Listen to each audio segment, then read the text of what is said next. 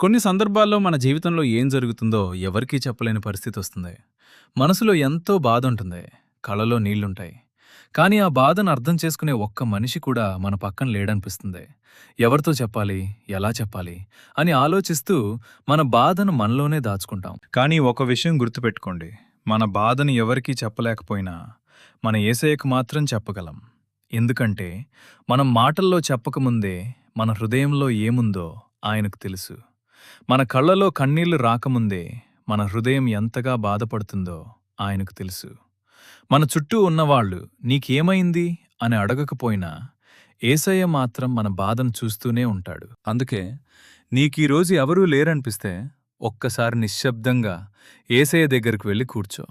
ఏ పెద్ద ప్రార్థన చేయాల్సిన అవసరం లేదు. నీ హృదయంలో ఉన్న మాటల్నే ఆయనతో చెప్పు. యేసయ్యా, నాకు చాలా బాధగా ఉంది, నేను అలసిపోయాను, నన్ను ఎవరూ అర్థం చేసుకోవడం లేదు, నేనెంత ప్రయత్నించినా నా పరిస్థితులు మారడం లేదు, నాకేం చేయాలో అర్థం కావడం లేదు అని చెప్పు. నీ కన్నీళ్లు వస్తే కన్నీళ్లతోనే ప్రార్థించు.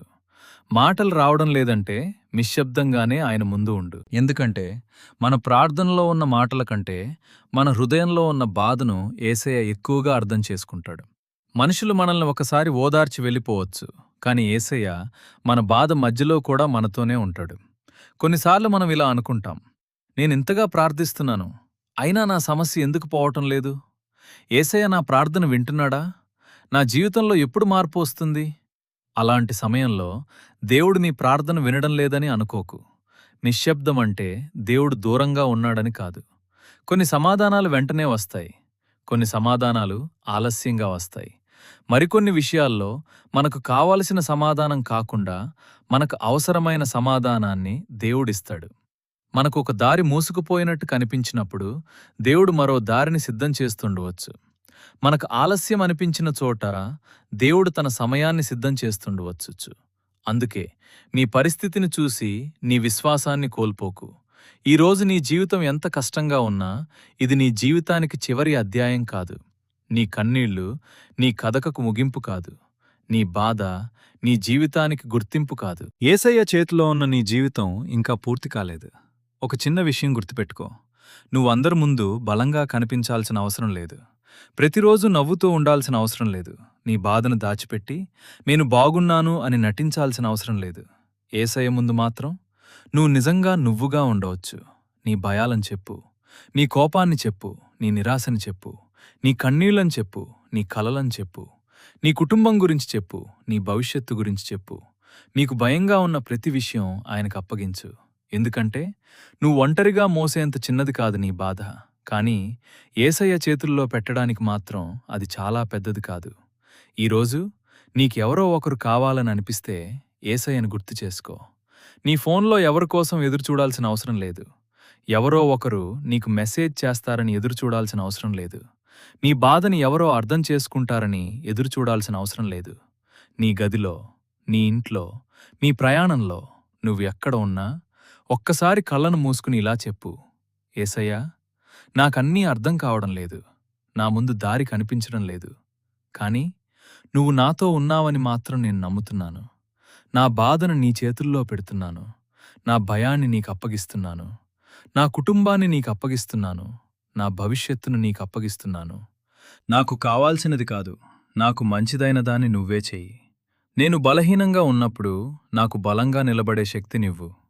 నేను ఏడుస్తున్నప్పుడు నా కన్నీళ్లను తుడిచే ఓదార్పునివ్వు. నాకు దారి కనిపించినప్పుడు నువ్వే నా దారిగా ఉండు. యేసయ్యా, నన్ను ఎప్పుడూ విడిచిపెట్టకు. ఇలా ప్రార్థించు.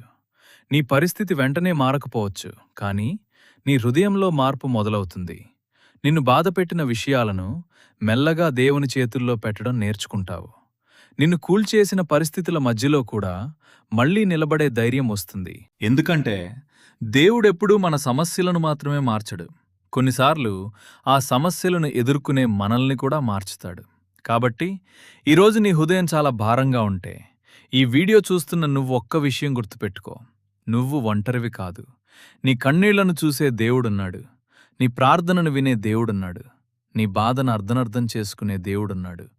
నీకోసం దారి సిద్ధం చేస్తున్న దేవుడున్నాడు.